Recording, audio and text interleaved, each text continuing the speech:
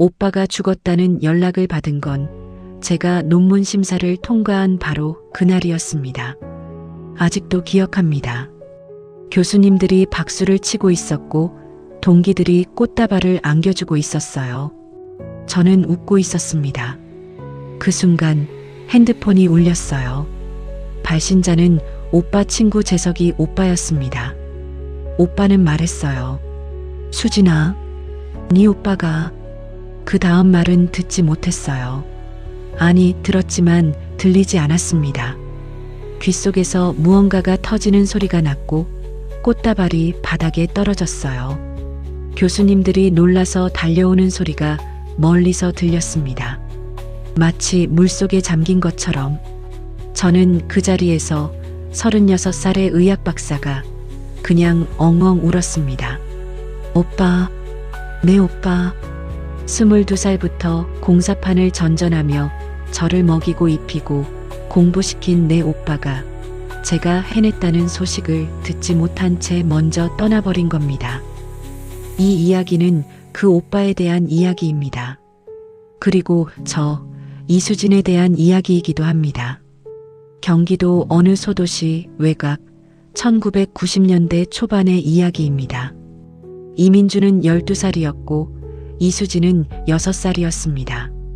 그들의 아버지는 술을 마시다 교통사고로 세상을 떠나셨고 어머니는 그보다 2년 전에 이미 집을 나간 상태였어요. 누군가의 말로는 재혼을 했다고도 하고 또 다른 누군가의 말로는 멀리 떠났다고도 했습니다. 민준이도 수진이도 어머니의 얼굴을 제대로 기억하지 못했어요. 민준이는 희미하게 기억했고 수진이는 아예 기억 자체가 없었습니다. 친척들이 왔습니다. 하지만 그들은 아이 둘을 데려갈 생각이 없었고 각자 사정이 있다고 했습니다.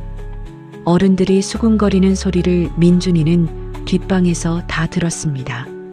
수진이를 꼭 껴안은 채로 저 큰 애는 이미 컸으니까 작은 애는 시설에 보내면 되지 않냐고. 민준이는 그 말이 끝나기도 전에 방문을 열고 나왔습니다.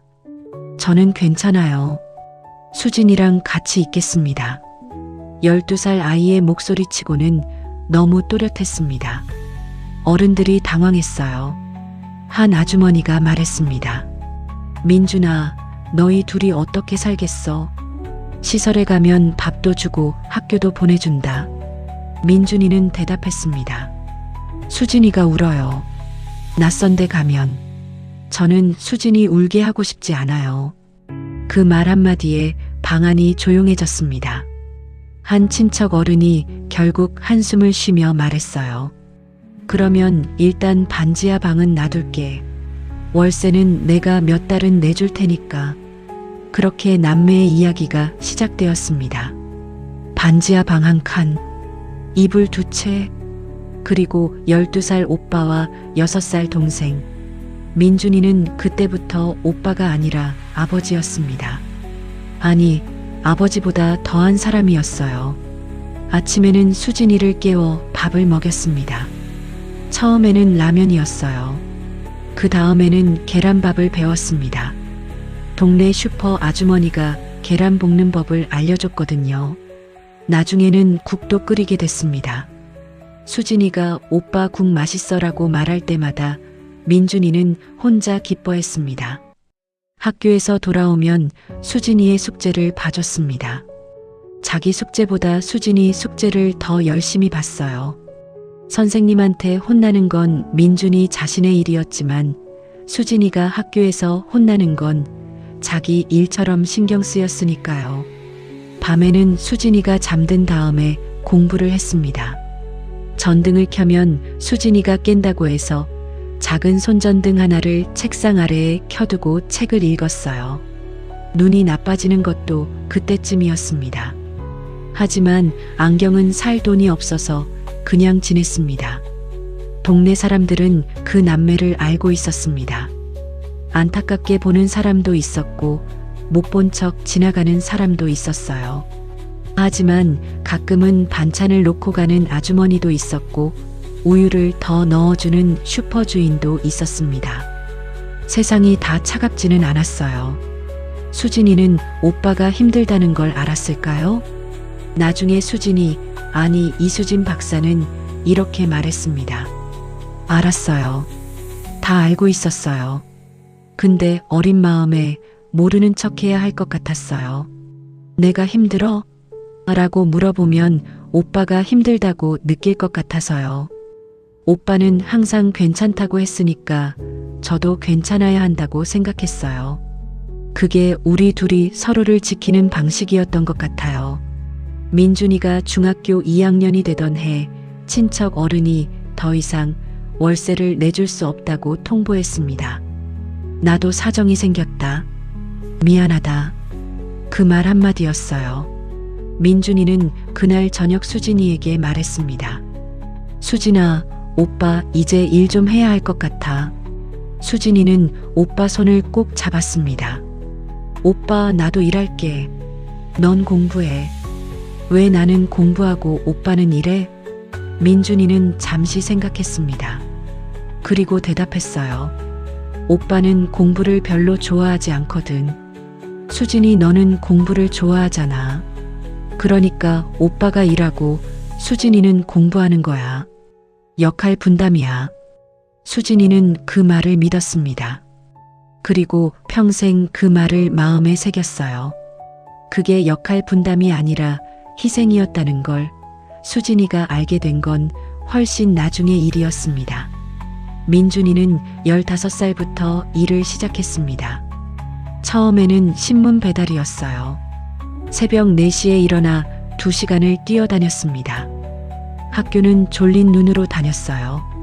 선생님이 민준이 왜 또 졸아? 하면 민준이는 그냥 죄송합니다 하고 고개를 숙였습니다. 사정을 말하지 않았어요.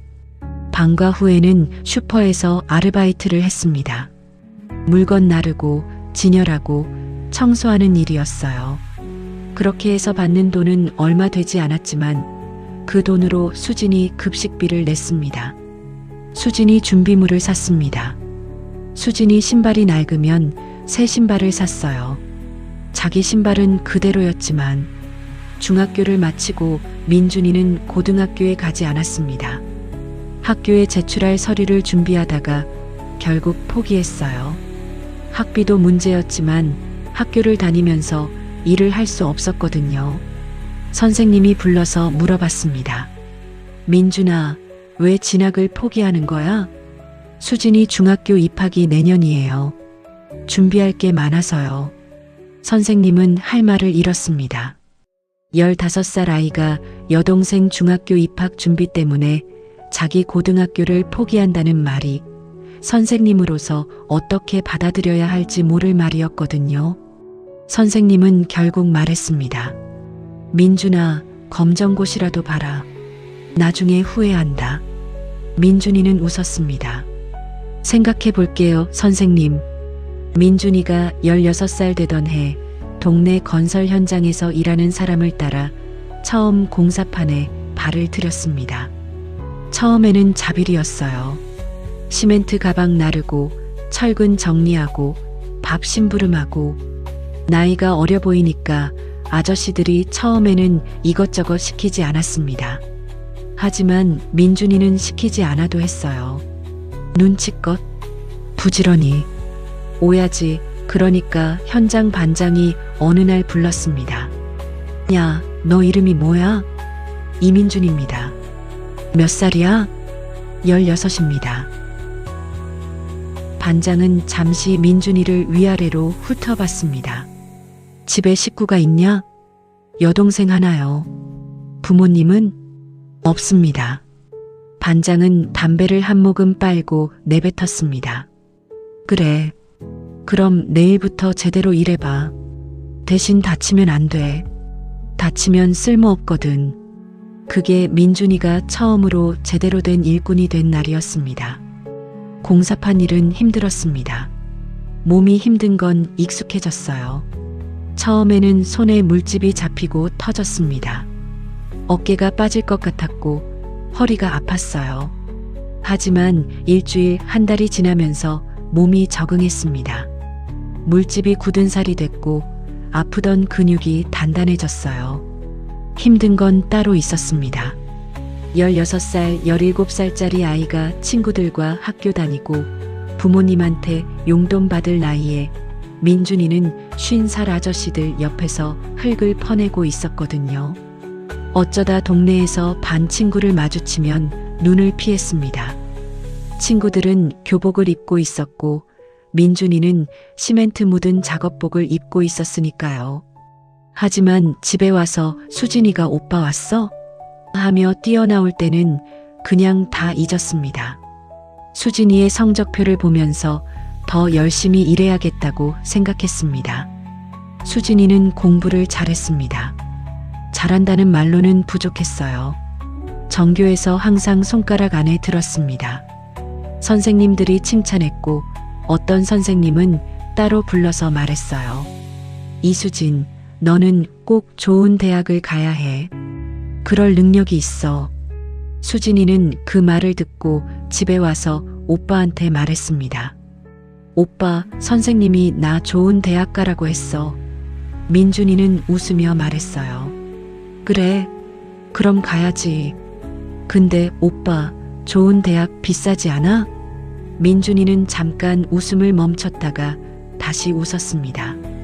그건 오빠가 알아서 할게. 너는 공부만 해. 그날 밤 수진이가 잠든 후 민준이는 혼자 계산을 했습니다. 대학교 4년 학비, 생활비, 그리고 자기 목. 숫자가 자꾸 안 맞았어요. 하지만 민준이는 포기하지 않았습니다. 숫자가 안 맞으면 더 일하면 된다고 생각했으니까요. 민준이가 22살이 되던 해 큰 건설 회사의 하청팀에 정식으로 들어갔습니다. 페이가 좀 더 나아졌어요. 일은 더 힘들어졌지만 타지까지 나가야 할 때도 생겼습니다. 부산, 대전, 울산. 큰 공사 현장이 있는 곳이면 어디든 갔어요.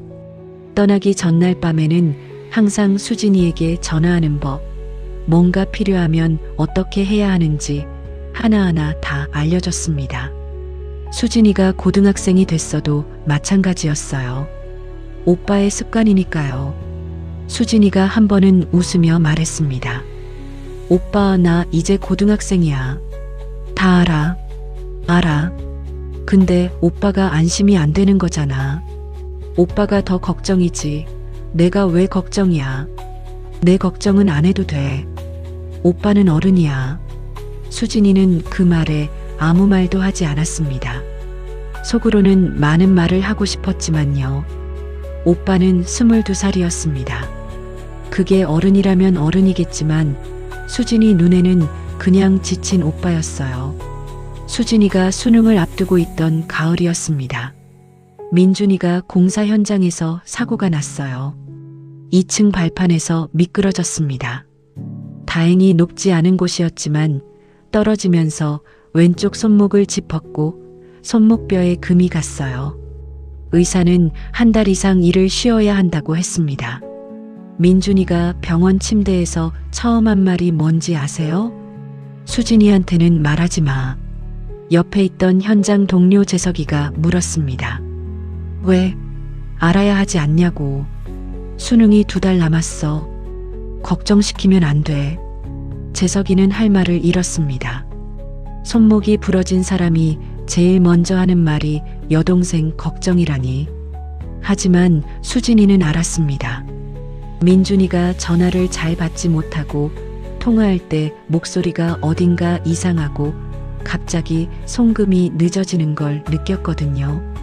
수진이는 어렵게 재석이 오빠 번호를 알아내서 전화를 했습니다. 재석이는 처음에는 모르쇠를 했지만 수진이가 오빠, 우리 오빠한테 무슨 일 있는 거죠? 하며 목소리가 떨리자 결국 말했습니다. 수진이는 그날 야자를 빠지고 오빠가 있는 병원으로 달려갔습니다. 병실 문을 열었을 때 민준이는 놀란 눈으로 수진이를 봤습니다. 야, 너 왜 여기 있어? 공부해야지. 수진이는 말없이 오빠 손을 봤습니다. 깁스를 한 손, 손등에 굳은 살이 박힌 손, 그 손이 지금까지 자기를 키운 손이라는 걸 수진이는 그때 처음으로 제대로 느꼈습니다. 오빠, 나한테 왜 말 안 했어? 걱정할까봐. 내가 오빠 걱정하는 게 당연한 거잖아. 당연하지 않아. 너는 공부나 해. 수진이는 오빠 손을 꼭 잡았습니다. 오빠는 항상 그렇게 말해. 나는 공부나 하고 오빠 걱정은 하지 말고. 근데 오빠, 나 오빠 걱정 엄청 해. 매일. 민준이는 대답을 못했습니다. 오빠가 새벽에 일어나서 나가는 소리 나 다 들어. 오빠 손이 점점 거칠어지는 거 나 다 알아. 오빠 가끔 밥 안 먹는 거 나 다 봐. 모르는 척한 거야. 오빠가 힘들다고 할까봐 오빠한테 짐 되기 싫어서. 민준이의 눈이 붉어졌습니다. 수진아, 오빠 나 꼭 좋은 대학 갈게. 꼭 성공할게. 그러니까 오빠도 나한테 숨기지 마. 우리 같이 힘들자. 응? 그 병실에서 남매는 처음으로 같이 울었습니다. 오랫동안. 수진이는 수능을 봤습니다. 그리고 전국에서 상위 0.1%의 성적을 받았습니다. 의대 입학이 결정됐을 때 수진이가 제일 먼저 전화한 사람은 오빠였어요. 오빠, 나 의대 붙었어. 전화기 너머로 민준이가 한참 아무 말도 하지 않는 소리가 들렸습니다. 그리고 들린 건 코를 훌쩍이는 소리였어요. 오빠 울어? 아니, 먼지가 눈에 들어갔어. 오빠, 잘했다, 수진아. 진짜 잘했어. 그 목소리가 수진이는 평생 잊히지 않는다고 했습니다. 수진이가 의대에 다니는 동안 민준이는 더 열심히 일했습니다. 의대 학비는 일반 대학보다 비쌌어요. 장학금을 받아도 생활비와 책값이 만만치 않았습니다. 민준이는 더 큰 현장을, 더 먼 현장을 찾아다녔어요. 그래도 수진이가 방학에 집에 오는 날이면 민준이는 무조건 쉬었습니다. 어떻게든 시간을 냈어요. 그 며칠 동안은 같이 밥 먹고 같이 TV 보고 가끔은 동네 뒷산도 올라갔습니다. 오빠와 동생이 나란히 걸을 때 민준이는 수진이보다 키가 훨씬 컸고 어깨가 넓었습니다. 공사판에서 단련된 몸이었어요. 하지만 걸음은 느렸어요. 예전부터 무릎이 좋지 않았거든요. 차가운 콘크리트 바닥에서 오래 일한 탓이었습니다. 수진이가 한 번은 물었습니다. 오빠, 무릎 많이 아파? 조금이 아닌 것 같은데. 내가 봐줄까? 됐어. 의사 아직 아니잖아. 오빠, 내가 의사 될 때까지 기다려. 민준이는 웃으며 말했습니다. 수진이는 그 말이 농담인지 진심인지 몰랐어요. 하지만 진심이었으면 했습니다. 수진이가 의사가 됐을 때 오빠의 무릎을 고쳐주고 싶었거든요. 수진이는 의대 4학년 때 한 가지 결심을 했습니다. 전문의 과정을 밟겠다. 그것도 연구 쪽으로 가겠다. 박사까지 하겠다. 그 이야기를 오빠한테 했을 때 민준이는 잠시 생각하더니 말했습니다. 몇 년이나 더 걸려? 졸업하고 인턴, 레지던트, 그 다음 연구 과정까지 하면 10년 넘게 걸릴 수도 있어. 민준이는 계산을 하는 것 같았어요. 그럼 오빠 나이가 40 넘겠네. 응? 수진이는 걱정이 됐습니다. 오빠가 반대하면 어떡하나. 더 이상 지원하기 힘들다고 하면 어떡하나. 하지만 민준이가 한 말은 이것이었어요. 해. 오빠, 하고 싶은 거 해. 오빠는 괜찮아. 오빠가 얼마나 더 힘들어야 하는데. 오빠는 원래 이 일 좋아해. 진짜야. 거짓말이었습니다. 수진이는 알고 있었어요. 하지만 그 거짓말이 얼마나 큰 사랑인지도 알고 있었습니다. 민준이는 40이 넘으면서 몸이 예전 같지 않아졌습니다. 무릎은 결국 수술을 받았어요. 오른쪽 어깨도 회전근개가 파열됐습니다. 공사판에서 20년 넘게 일하면서 몸 곳곳에 쌓인 것들이 하나씩 터졌어요. 수진이가 그 사실을 안 건 어느 날 우연히 민준이의 약 봉지를 봤을 때였습니다. 그리고 재석이 형한테 전화를 해서 사실을 확인했어요. 수진이는 오빠한테 전화를 했습니다. 오빠 어깨 수술한다고 왜 말 안 했어? 말하려고 했어. 바쁜 것 같아서. 바빠도 말해야지. 오빠는 왜 항상 나한테 숨겨? 민준이는 웃었습니다. 수진이 내가 걱정할까봐. 오빠, 응, 나 이제 의사야. 알아. 오빠 몸은 내가 제일 잘 볼 수 있어. 이제부터는 나한테 다 말해. 어디 아프면 나한테 제일 먼저 말해. 알았지? 잠시 침묵이 흘렀습니다. 알았어. 그게 민준이의 대답이었습니다. 그리고 그 약속은 지켜지지 못했습니다. 수진이가 박사 논문 심사를 앞두고 있던 어느 봄이었습니다.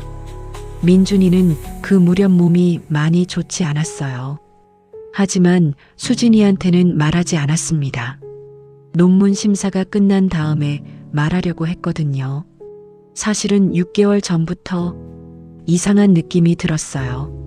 피곤한 게 아니었습니다. 밥맛이 없었고 살이 빠졌어요. 기침이 났습니다. 처음에는 감기인 줄 알았어요. 감기가 아닌 걸 알았을 때는 이미 늦어 있었습니다. 간암이었습니다. 그것도 말기. 민준이는 혼자 그 사실을 들었습니다. 재석이만 알고 있었어요.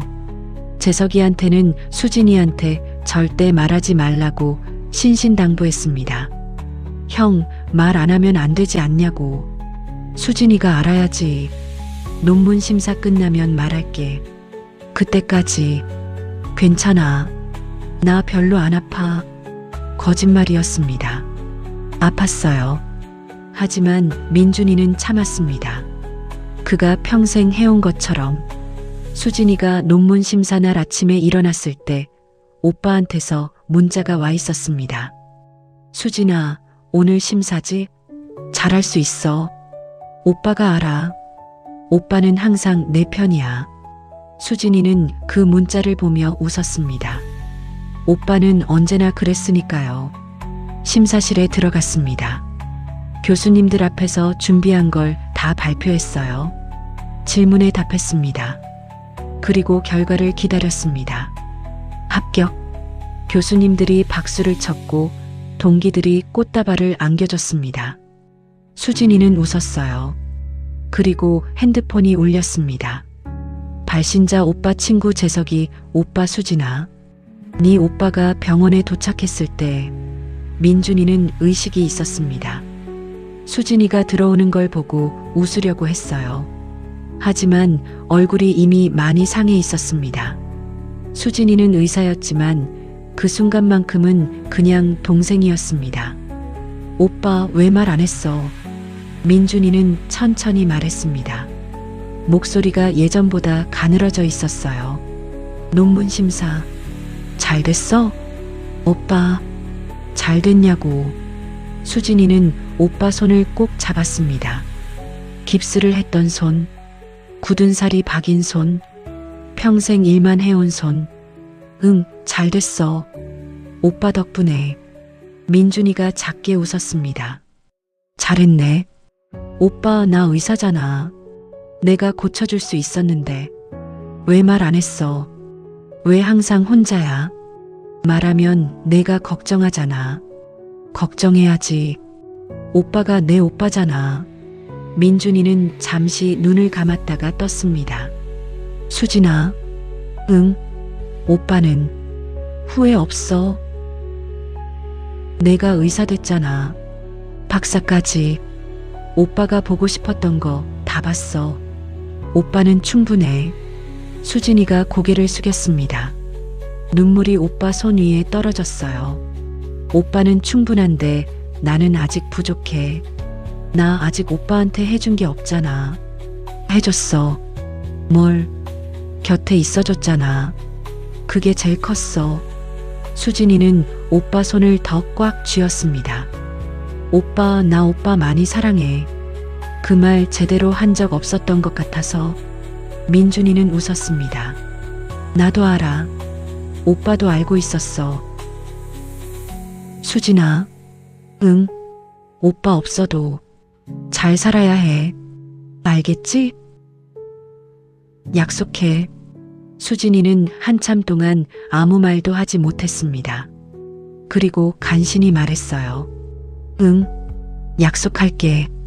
민준이는 그날 밤 늦게 눈을 감았습니다. 46살이었습니다.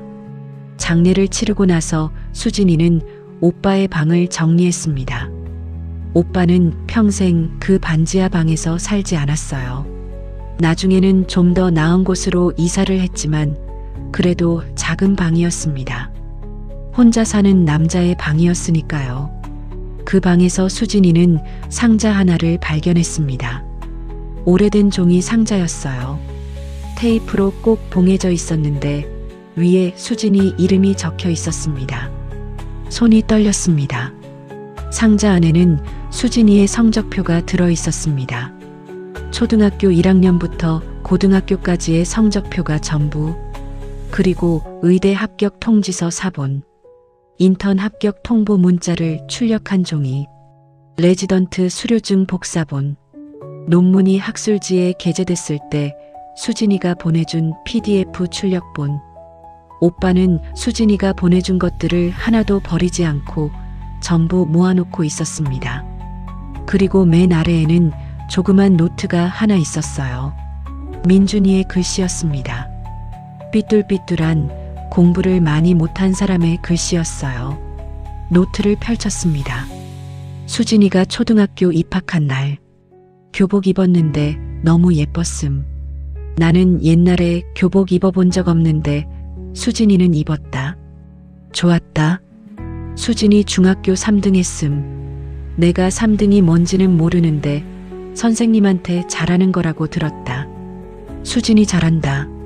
진짜. 수진이 수능 결과 나왔음. 의대라고 함. 나 오늘 현장에서 일하다가 잠깐 화장실 가서 울었음. 다행이다. 다행이다. 진짜 다행이다. 수진이 첫 월급 받았다고 전화 왔음. 나보고 맛있는 거 사준다고. 나는 괜찮다고 했는데 억지로 갈비집 데려감. 수진이가 사줬는데 먹으면서 내가 울 뻔했음. 왜 울 뻔했지? 모르겠음. 그냥 수진이 논문 통과했다고 전화 오면 좋겠는데 나는 아마 그 전화를 못 받을 것 같음. 몸 상태가 좋지 않음. 근데 수진이는 잘 될 거임. 항상 잘했으니까. 오빠는 믿음. 수진아, 오빠가 한 가지만 부탁할게. 행복하게 살아. 오빠처럼 살지 말고. 오빠는 오빠대로 괜찮았는데 너는 더 좋은 게 있잖아. 그거 다 누려. 오빠 못 가지. 그러면 오빠도 좋을 것 같다. 수진이는 그 노트를 안고 한참을 울었습니다. 오빠의 방 바닥에 주저앉아서 어른이 된 이후로 처음으로 오래오래 울었습니다. 이수진 박사는 지금 어린이병원에서 일합니다. 부유한 집의 아이들만 치료하는 병원이 아니에요. 형편이 어려운 아이들, 보호자가 없는 아이들, 보살핌이 필요한 아이들을 돌보는 병원입니다. 월급이 더 많은 자리가 있었지만 수진이는 이 병원을 택했습니다. 왜냐고 물으면 수진이는 이렇게 대답합니다. 오빠 때문에요. 오빠처럼 아이를 혼자 돌봐야 하는 사람들이 이 세상에 아직 많습니다. 보살핌을 받지 못하는 아이들이 여전히 있어요. 수진이는 그 아이들을 돌보는 게 오빠한테 빚을 갚는 방법이라고 생각합니다. 아니, 빚이라는 말은 맞지 않아요. 오빠는 그걸 빚이라고 생각하지 않았을 테니까요. 그냥 사랑이었습니다. 오빠의 사랑에 사랑으로 답하는 것. 그게 수진이가 선택한 삶입니다. 수진이 진료실 책상 위에는 사진 한 장이 있습니다. 오빠와 수진이가 나란히 찍은 사진이에요. 수진이가 의사 가운을 처음 입은 날 찍은 것입니다. 민준이는 작업복 차림이었어요. 웃는 얼굴이었습니다. 어깨가 넓고 손이 크고 눈 주위에 주름이 있는 남자. 힘들게 산 흔적이 얼굴에 고스란히 남아 있었지만 웃을 때만큼은 그 흔적들이 자랑스러워 보였습니다. 수진이는 가끔 어려운 환자를 만나면 그 사진을 봅니다. 그리고 생각합니다. 오빠가 나를 위해 20년을 버텼는데 나는 이 정도야. 환자들 중에 가끔 부모를 잃은 아이들이 옵니다. 수진이는 그 아이들한테 특히 더 신경을 씁니다. 치료만 하는 게 아니라 말을 들어주고 눈을 마주치고 이름을 불러줘요. 어느 날 한 아이가 물었습니다. 6살쯤 된 여자아이였어요. 선생님은 엄마 아빠 있어요? 수진이는 잠깐 생각하다가 웃으며 대답했습니다. 엄마 아빠는 없는데 오빠가 있었어. 나한테 엄마이고 아빠이고 오빠이고 다 해준 사람. 지금도 있어요? 지금은 하늘에 있어. 근데 항상 나랑 같이 있어. 아이는 그 말을 이해했는지 모르겠지만 고개를 끄덕였습니다. 그리고 말했어요. 우리 엄마도 하늘에 있어요. 수진이는 아이 손을 꼭 잡았습니다. 그렇구나. 그럼 우리 엄마랑 우리 오빠 거기서 친하게 지내겠다. 아이가 웃었습니다. 그 웃음을 보면서 수진이는 생각했습니다. 오빠 나 잘 살고 있어. 약속 지키고 있어. 이수진 박사는 매년 오빠 기일에 혼자 산에 오릅니다. 둘이서 가끔 올랐던 동네 뒷산이에요. 높지 않은 산입니다. 민준이 무릎이 좋지 않아서 높은 산은 못 올랐거든요. 그 산 중턱에 작은 바위가 하나 있어요. 둘이 쉬던 바위입니다. 수진이는 그 바위에 앉아서 하늘을 봅니다. 아무 말도 하지 않습니다. 그냥 봐요. 그러면 충분합니다. 오빠가 무슨 말을 하고 싶었는지 수진이는 알고 있으니까요. 잘했다, 수진아. 진짜 잘했어. 이 이야기를 들으시면서 혹시 누군가 떠오르셨나요? 당신을 위해 말없이 희생했던 사람. 당신이 잘 되길 바라며 자기 몫을 줄여왔던 사람. 아프면서도 아프다고 말하지 않았던 사람. 우리 삶에는 그런 사람이 한 명쯤은 있습니다. 부모님일 수도 있고 형제자매일 수도 있고 이름 모를 누군가일 수도 있어요. 그 사람한테 아직 늦지 않았다면 오늘 한번 전화해 보시는 건 어떨까요? 사랑해라는 말 한마디가 생각보다 훨씬 큰 선물이 될 수 있으니까요. 이수진 박사는 오늘도 진료실에 앉아서 오빠 사진을 보며 웃고 있습니다. 오빠가 남긴 것은 돈도 집도 아니었습니다. 굳은 살이 박인 손이 가르쳐 준 것. 그 손이 전해준 사랑. 그게 이수진 박사가 가진 가장 큰 자산입니다. 오늘 이야기 마음에 와닿으셨다면 구독과 좋아요 부탁드립니다. 여러분의 이야기도 댓글로 나눠주세요. 우리는 혼자가 아닙니다. 이 이야기는 실제 사연을 각색한 픽션입니다.